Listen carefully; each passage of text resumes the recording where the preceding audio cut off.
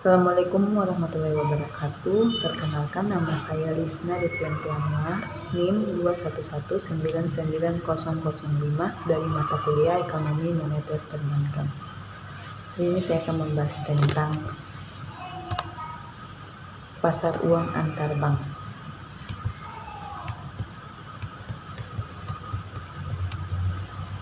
Pengertian pasar uang antar bank. Pasar uang antar bank adalah kegiatan pinjam-meminjam dana antara satu bank dengan bank yang lainnya dengan melalui jaringan komunikasi elektronik. Pasar uang antar bank berdasarkan prinsip syariah yang selanjutnya disebut PUAS adalah kegiatan transaksi keuangan jangka pendek antar bank berdasarkan prinsip syariah baik dalam rupiah maupun valuta asing.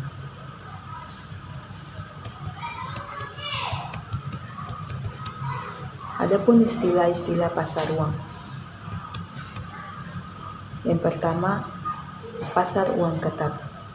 Pasar uang ketat adalah sebuah situasi di mana persediaan uang terbatas karena kebijakan moneter menurun, jumlah uang yang beredar, dan mengurangi jumlah uang yang harus dipinjamkan bank sehingga menghasilkan tingkat bunga yang tinggi. Kebijakan ini dilakukan pada saat perekonomian suatu negara sedang mengalami inflasi. Efek dari pasar uang ketat. Ketika uang yang beredar terbatas, bisnis akan sulit untuk mendapatkan pinjaman dan rumah tangga mungkin akan kesulitan untuk mendapatkan KPR. Uang ketat umumnya memiliki efek negatif pada harga sekuritas dibandingkan dengan kondisi uang muda. Yang kedua, pasar uang bebas. Pasar uang bebas. Pasar bebas yaitu kondisi pasar yang memberikan kebebasan bagi perusahaan atau bank untuk membeli dan menjual uang yang harga penjualannya dan pembeliannya ditentukan oleh penawar dan permintaan. Pasar berjangka.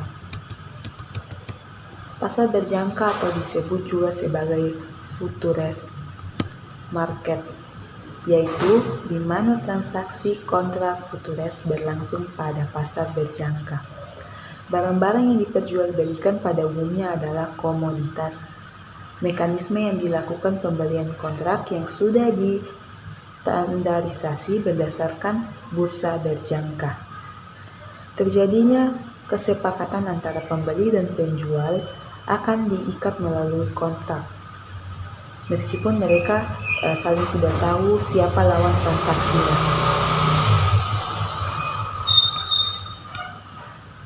Siapa saja yang bertransaksi di pasar berjangka? Indonesia memiliki BAPEPT atau Badan Pengawas Perdagangan Berjangka Komoditi. Sebagai badan yang menetapkan regulasi untuk pasar perdagangan berjangka, semua orang telah melakukan pendaftaran lewat pialang atau broker yang menjadi penegak yang ditunjuk oleh bursa bisa bertransaksi di bursa berjangka. Fungsi dari pasar berjangka. Yang pertama, transaksi margin. Semua transaksi yang terjadi dalam pasar berjangka adalah transaksi margin. Kontrak yang dibeli memiliki harga yang bervariasi dan umumnya berkisar antara 1 sampai 10 dari nilai penjual yang sebenarnya. Standarisasi kontrak. Seluruh kontrak yang diperjualbelikan lewat pasar berjangka memiliki jumlah nilai yang sudah ditentukan, yaitu dengan sistem lot. Hedging. Pembelian kontrak dapat melakukan pembelian dua buah kontrak yang berlawanan arah dan menutup kapan saja sebelum kontrak jatuh tempo. Short selling dikenal juga dengan istilah jual kosong. Short selling merupakan kemampuan untuk melakukan transaksi jual lebih dulu sambil menunggu harga turun dan membelinya kemudian.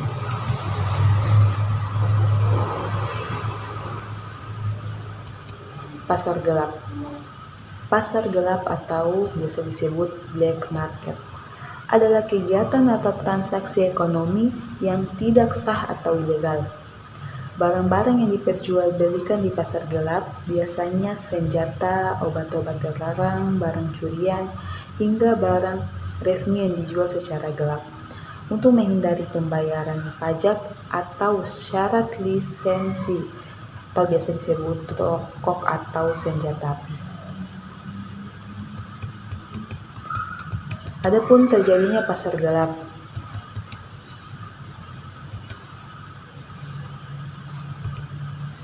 Pertama, pemerintah melarang peredaran barang-barang tertentu sehingga dijual lewat pasar gelap. Contohnya kayak seperti senjata api, obat-obat terlarang, bahan yang mengandung kimia yang diperjualbelikan dengan bebas. Perdagangan barang hasil curian yang tidak memiliki dokumen resmi yang biasanya lengkap dalam transaksi jual beli. Menghindari pajak atau cukai yang dipungut oleh pemerintah. Biasanya barang-barang resmi ini memiliki sejumlah ketentuan dan lisensi khusus dari pemerintah sehingga dijual lewat pasar gelap agar tidak terkena pajak. Contohnya seperti rokok, minuman beralkohol, dan senjata berapi. Pasar keuangan atau biasa disebut pasar jangka pendek yang kurang dari 1 tahun. Pasar keuangan adalah mekanisme pasar yang memungkinkan bagi seorang atau korporasi untuk dengan mudah dapat melakukan transaksi penjualan dan pembelian dalam bentuk sekuritas keuangan atau seperti saham dan obligasi. Dalam sekuritas, komunitas dimungkinkan dapat melakukan pembelian dan penjualan awal atas produk-produk sumber alam seperti produk pertanian dan pertambangan dan lain sebagainya. Manfaat dari pasar keuangan. Adapun beberapa fungsi dan manfaatnya dari pasar keuangan. Yang pertama, sebagai fasilitator dan mediator perdagangan surat-surat berharga jangka pendek. Yang kedua, sebagai dana untuk modal kerja bagi perusahaan yang membutuhkan tambahan modal dan ekspansi. Yang ketiga, sebagai fasilitator dan mediator untuk kegiatan investasi dari luar negeri kepada usaha lokal dalam bentuk kredit berjangka pendek atau biasa disebut short term. Yang keempat, sebagai wadah bagi masyarakat yang ingin membeli surat berharga pasar uang dan sertifikat Bank Indonesia. Fungsi dari pasar keuangan. Yang pertama, menentukan harga aktiva diperdagangkan melalui interaksi antara penjual dan pembeli.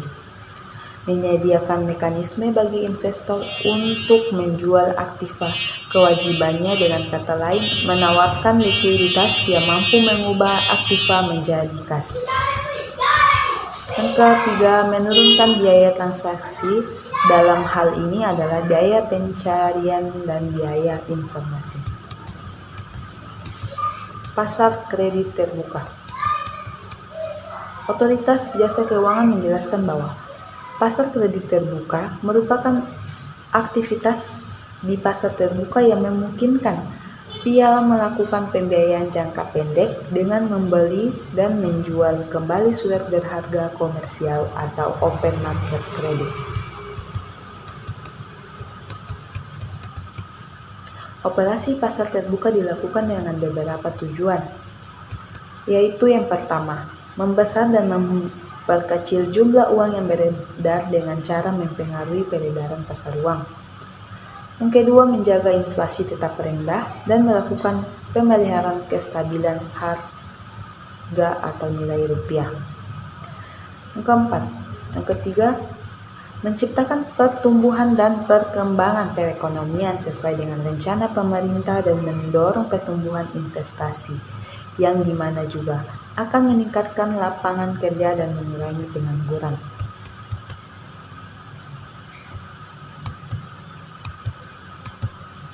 Adapun macam-macam pasar uang, yang pertama, Call Money. Call Money adalah pinjaman antar bank yang terjadi dalam proses clearing. Dalam proses transaksi clearing yang diselenggarakan oleh BI atau Bank Indonesia, selalu saja ada pihak yang kalah dan pihak yang menang.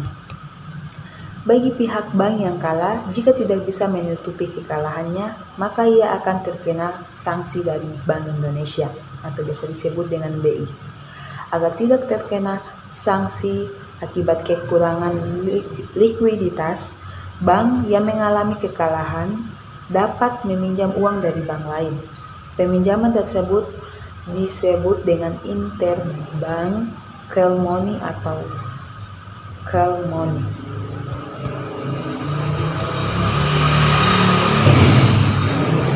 Dua, sertifikat Bank Indonesia.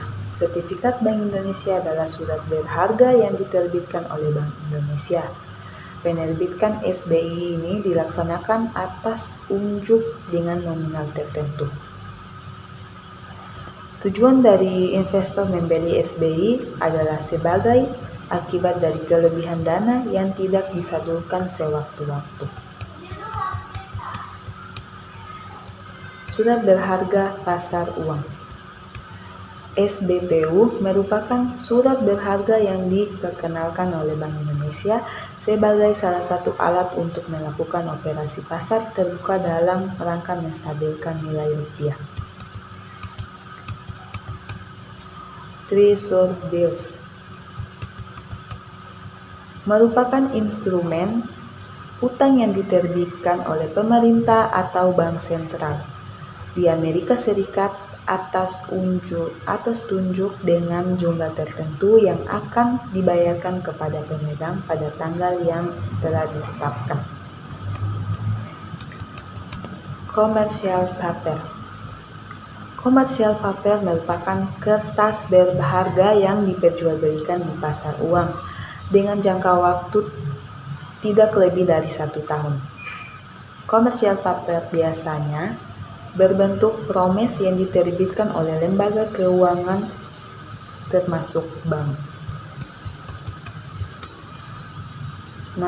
Non-Public Certificate of Deposit. Kerap disebut sertifikat deposito, merupakan instrumen yang diterbitkan oleh suatu bank atas unjuk dan dinyatakan dalam suatu jumlah, jangka waktu dan tingkat bunga tertentu. Sertifikat deposit diterbitkan oleh bank-bank umum atas dasar diskonto dengan nilai nominal sekurang-kurangnya 1 juta dan jangka waktu 30 hari sampai dengan 1 tahun. Banker Acceptance. Dalam buku bank lembaga keuangan lainnya 2018 karya Kashmir, Bankers Acceptance merupakan wesel bank yang berikan cap dengan kata-kata accepted. Wesel tersebut diperjualbelikan di pasar uang sebagai salah satu sumber dana jangka pendek. Jangka waktu penarikan wesel berkisar antara 30 hari sampai dengan 180 hari. Bankers Acceptance biasanya berhubungan dengan kegiatan perdagangan luar negeri atau biasa disebut ekspor dan impor. Bill of Exchange. Bill of Exchange atau wesel yang merupakan suatu perintah tertulis tak bersyarat yang ditunjuk oleh seorang kepada pihak lainnya untuk membayar sejumlah uang pada saat diperlihatkan atau pada tanggal tertentu kepada penarik atau order atau pembawanya. 9. Repos Agreement. Repo merupakan macam-macam pasar uang berupa transaksi jual beli surat berharga disertai dengan perjanjian bahwa penjual akan membeli kembali surat-surat berharga yang telah dijual tersebut pada tanggal dengan harga yang telah ditetapkan lebih dahulu. Surat berharga yang sering digunakan untuk transaksi repo ini adalah surat berharga yang dapat dijual belikan secara diskontor seperti SBI, SPBU, CD, dan T-bills.